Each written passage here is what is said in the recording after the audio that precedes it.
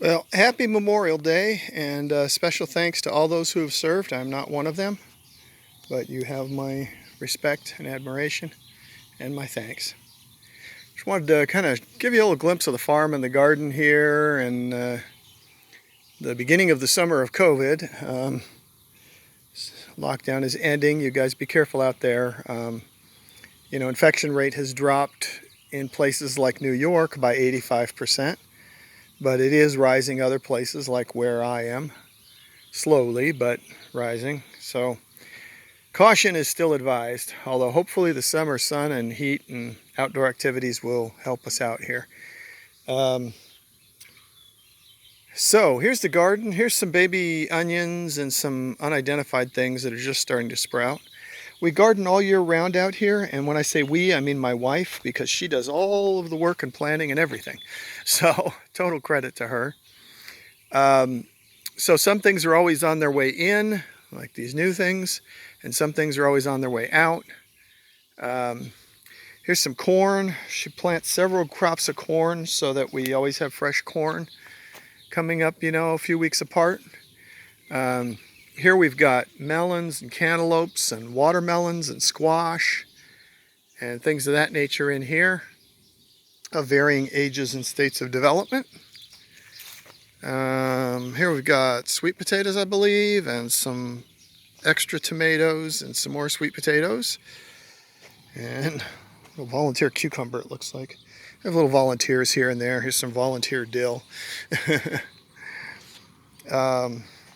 And some cantaloupes or some such thing that are getting along pretty good. And here we've got tomatoes. We love these racks we built. I did this, so I get some credit, right? We have the cord and these little tomato clips you can buy on eBay or something. They close in around that and clip like that around the plant. And then you just reuse them year after year. These ones are probably 5-6 years old. And they hold the plants nice and upright, as you can see here, with very little hassle. And they're cool. It's not hot metal that burns the plant stem. And a couple of peppers down here. She grows lots of different types of tomatoes. She grows little cherry tomatoes like these ones here. I don't know if you can see the cherry tomatoes. She grows tomatoes for canning, and then she also grows tomatoes for, to go on hamburgers and BLTs and stuff.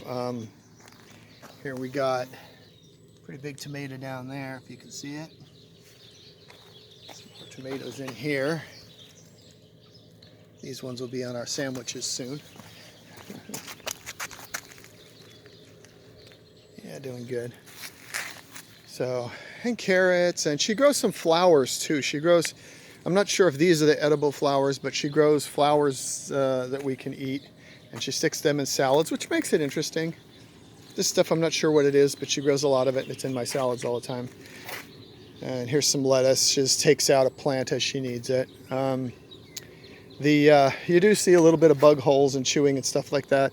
This is all organically grown. She doesn't really spray stuff much or fertilizer or whatever. It's all pretty much done pretty natural. And we've got grapevines surrounding the pool, and we've got here, I guess this is apple tree. Some sort. She grows some apples for eating and some apples for canning, and plums and just all kinds of things. We've got probably 100 or more miscellaneous fruit and nut trees around the property in places. I'm not kidding. Most people plant decorative things. We just plant edible things. There's a peach tree, some beets and some cabbage or something, and some beans. As we speak, she is in canning beans. Some squash, some old onions, medium-aged onions. This, with the red flowers on it, is a pomegranate. Pomegranates are a good prepper plant because they are incredibly tough. If they will grow in your climate, they're really tough. They'll propagate. Other little volunteer pomegranates will crop up under them that you can transplant. We got pomegranates all over the place. Here's a fig. Just a fig branch coming out of the pomegranates. There's a big fig tree off behind it. We've got lots of big old fig trees on the property. Fig trees will get huge. And along here we've got a row with some citrus and some pears and plums and things like that. Tangelos, tangerines, we got lemons, we got limes, we got all kinds of stuff. Here's a sunflower house. She grows these for the kids and the grandkids. Yeah, it's starting to get the flower on it. When you're a little kid, this is like going into a magical forest in here. Little flowers around it and looking up at the giant trees. It's just a fun thing. Grandkids love it. My wife is pretty much obsessed with the grandchildren. That's like her thing. Everything else is second or third or fourth. We got some mint here. This is a wheat experiment. We've experimented with different kinds of wheat. I'm not sure what we learned, but one thing we definitely have learned is that if you grow in just a few small patches like this, and you live in an area where there's so many thousands of birds like we have here, the birds will get it before you do. So we've got a few heads left here. But and then here, this is what we call the back garden. We've got some more fruit trees. We've got a couple of dead ones that we haven't dealt with because, you know, we're getting eminent domain out of here, so we'll be leaving soon. We've got, these are probably canning tomatoes, I'm going to guess. I'm not sure. These were potatoes. This is an old crop. She just comes out once a week or so and digs up a couple of plants and gets a bucket of potatoes, and then that's our potatoes for the week. And we've got some more fruit trees back there, some peaches and stuff. Apple, green, that's a green apple, I think. Here's a different variety of potatoes. These ones aren't quite ready yet, as you can see, but they're getting there because the weather's getting really hot.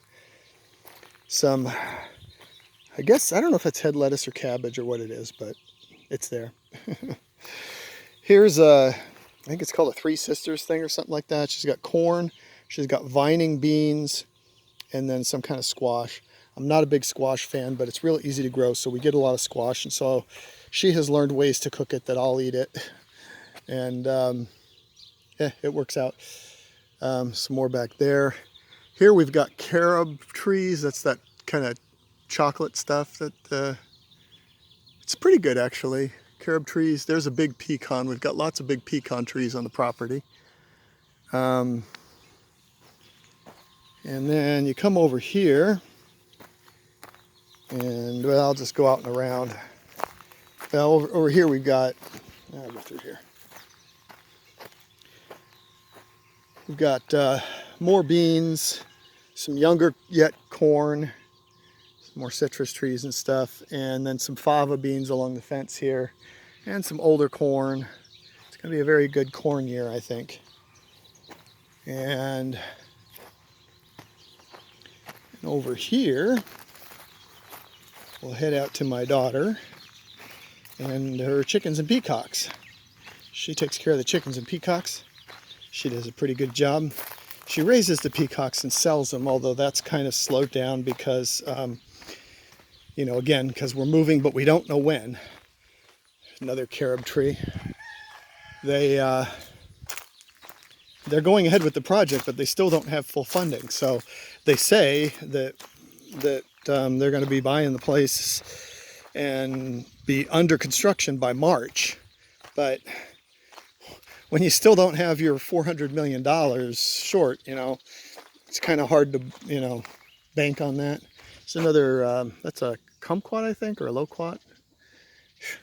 Wreck of my burned out building here. And there's my daughter Stephanie. She's taking care of the chickens and the peacocks. See all her pretty peacocks here.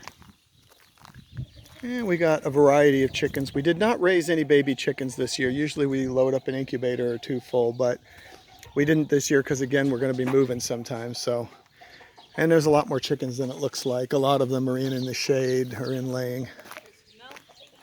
Here's some under here. Hello, Stephanie. Hi. So, anyway, that's where it all stands. And hope you guys are doing well. Have a good Memorial Day. See my workshop. I've been slowly replacing tools. I don't want to buy too much stuff because then I'm going to have to move it with me. But I'm having to buy what I need, you know. And I gotta clean this mess up. I don't know. Anyway, I'll see you guys.